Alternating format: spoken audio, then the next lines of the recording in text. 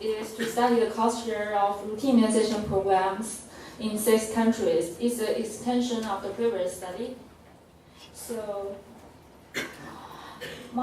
there are 3 distinct parts to my analysis, which is descriptive, modeling, and efficiency analysis. So today I will cover the overall goal of our project, the analytical approach we took, result, and the discussion we have. So our study is seeking to provide a fine-grained understanding of structure of routine immunization program. Several specific research questions we are trying to answer are below. The first one, what are the cost distribution across countries in the current situation? The second, how will resource requirement change as the operating characteristics of a site changes? Third, what characteristics of site operations are associated with more or less service provision? So the first main component of the analysis is the data exploration.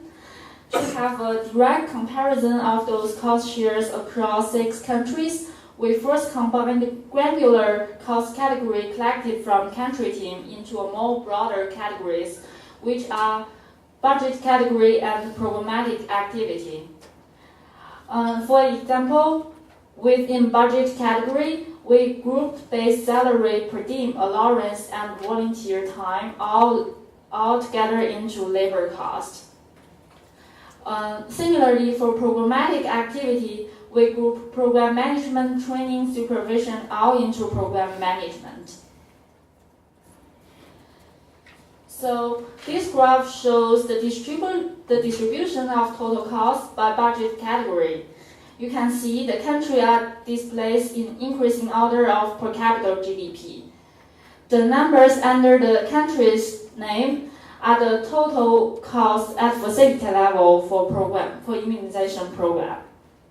So those costs were weighted based on the survey design and calculated from a program perspective, which means if you have a very large site, and it will contribute more to the overall average compared to the small sites if the total cost is a lot more. So from this graph, we can see the labor cost, which is green, and the vaccine cost, which is orange there, forms the largest share of the total cost in the form the largest share of the total cost, which comprising about 86% of the total cost on average across 6 countries. And we can see a large variation of those shares across the 6 countries. So this graph is the distribution of total cost by programmatic activities. And we can see the facility-based and outreach-based service comprise the biggest share of the total cost. And also, we can see there is still a lot of variation across those countries by programmatic activity. And also, we can notice there are 1/3 of the total cost is actually attributed to non-patient related costs, which including program management, supply chain, supervision, and social mobilization.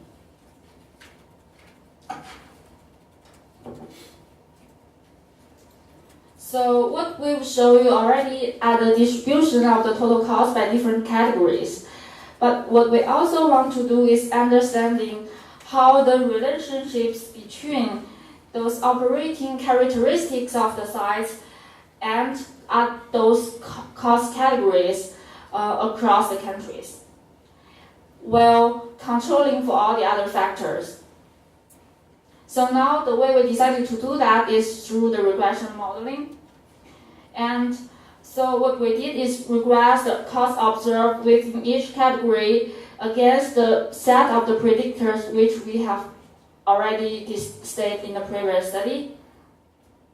With those results, we then recreate those cost shares based on the result of the regression model. Another complication in instructing all of this is we should expect the error term of those equations to be correlated with each other. For an example, we should consider if a facility with higher vaccine costs probably also have the higher labor costs at the same time. So the way we solve this is through the seemingly unrelated regression, which I won't talk too much more today, but it allows the error term to correlate across the regression equations, which allow us to pull out the individual effect of each determinant of the cost. So what you see here is the predict distribution of the total cost by quintiles by budget category. On the horizontal axis, you can see Q1 through Q5 are the number of doses delivered in quintiles in each country, and Q1 being the lowest number delivered in the smallest size, Q5 being the largest number of doses delivered in the large size. So what we note here is in all of the countries we observed the site with the higher service volume, they all have the higher share of the vaccine costs, and some of the countries they have the share of the labor costs declining, like in Uganda, Benin, and Honduras. And you can notice in Moldova, even with the very large size, the vaccine cost is still a small fraction of the total cost. And then if we go back and look at Benin, we can see the opposite. Even in the small service volume side, we can observe a high vaccine fraction of their total cost.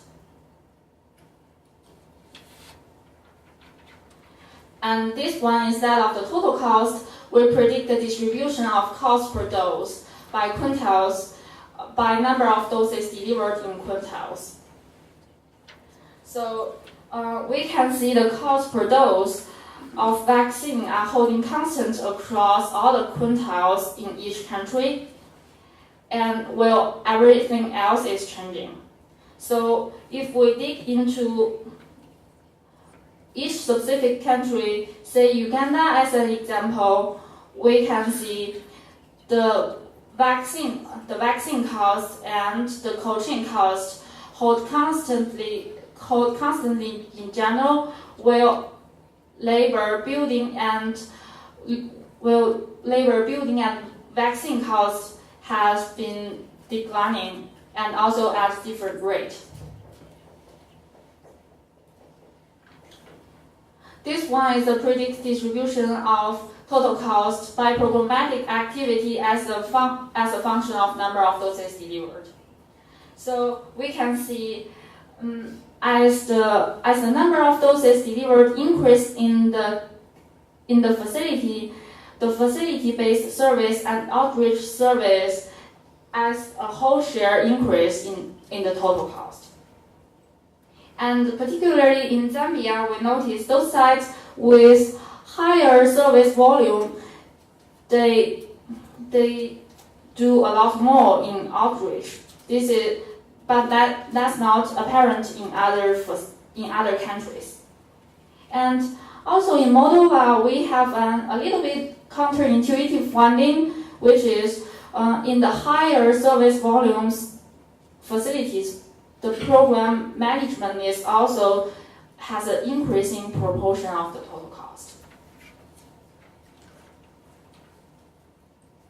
And the third part is efficiency. As an extension of the modeling analysis, we create a simple method of efficiency using the residual from the previous study, which is the determinant study. Residuals are the difference from the predict cost from the model with the actual cost the facility spent.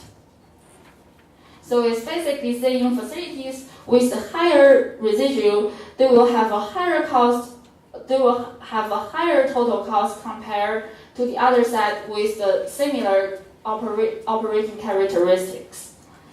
So then we categorize the residuals into 5 efficiency level, L1 through L5, to investigate the correlations between the efficiency level and the cost spending.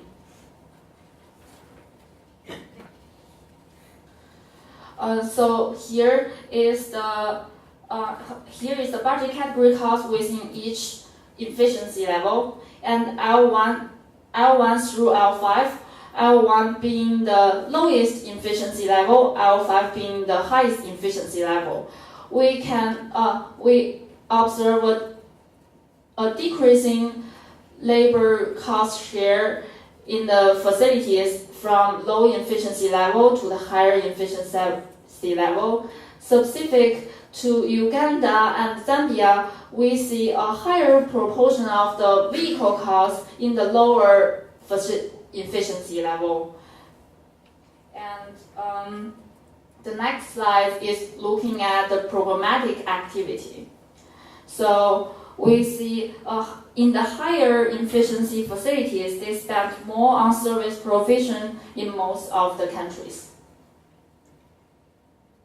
One thing I want to note here is the efficiency we talk about here is at how much extent those costs can be explained by the regression model we construct, which include the service volume, rural and non-rural, hospital and non-hospital, and other operating characteristics of the facility. It doesn't talking about changing a site to make it look like other site is possible.